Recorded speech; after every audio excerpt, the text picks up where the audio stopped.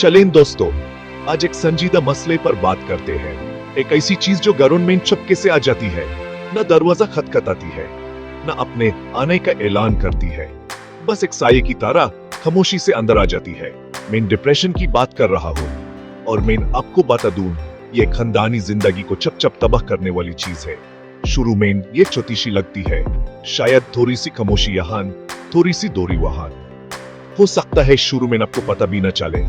आप सोचते हैं, ओ वो बस तक गए हैं, या उनके जहन में बहुत कुछ चल रहा है। लेकिन ये चीज, ये डिप्रेशन, ये बस बदलने में माहिर है और इसकी नजर आपके खानदान के दिल पर होती है। इसका मकसद उस बुनियाद को खरना होता है जो आप सबको जोड़े रखती है, आहिस्ता आहिस्ता मगर यकीनी तौर पर। देखिए, इन रिश्ते ताल्लुक से, साथ गुजारे लम्हों से, हंसी और सहारे से बनते हैं। लेकिन डिप्रेशन ये दीवारें खड़ी करता है, ये अकेला कर देता है। जो शख्स इससे गुजर रहा होता है वो दूर हो जाता है, इसलिए नहीं कि वो चाहता है, बल्कि इसलिए कि उसके कंधों पर बोझ बहुत ज्यादा होता है। वो अपनी तकलीफ के आगे कुछ टेक नहीं पाता और बाकी घर वाले वो ये महसूस करते हैं। असल बात पर आते हैं। ये डिप्रेशन आखिर है क्या चीज? ये सिर्फ एक 2 दिन की उदासी नहीं है, क्योंकि कोई काम आपकी मर्जी के मुताबिक नहीं हुआ। हम सबके बुरे दिन आते हैं, ये जिंदगी है। लेकिन क्लिनिकल डिप्रेशन वो बिल्कुल अलग चीज है। ये एक मुसलसल उदासी, चीजों से दिलचस्पी खत्म हो जाना, या मायूसी का एहसास है जो बस यूं ही चला नहीं जाता, ये चिपक जाता है। ये रोजमर्रा की जिंदगी में, काम में, स्कूल में और हाँ, खास तौर पर खानदान के साथ मामलात में दखल अंदाजी करता है।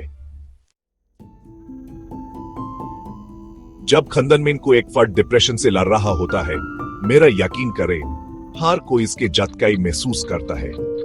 ये बिल्कुल वैसे है जैसे रुके हुए तालाब में पत्थर फेंका जाए, लहरें इन फाइल कर हर किनारे तक पहुंचती हैं। ये सिर्फ उस फर्द की जाती लड़ाई नहीं है।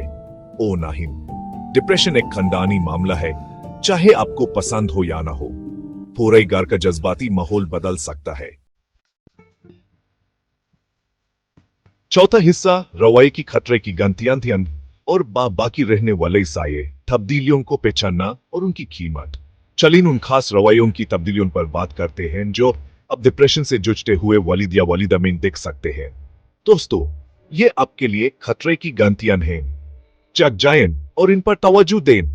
एक वालिद वालिदा जो पहले हम में शामिल रहते थे, अब शायद अलग थलग हो जाए। हो सकता है वो स्कूल के फंक्शंस में जाना छोड़ दे, होमवर्क में मदद करना छोड़ दे, या फिर घर के मामूली काम जैसे रात के खाने पर गुफ्तगू में भी हिस्सा न ले। उनका सब्र बहुत कम हो सकता है।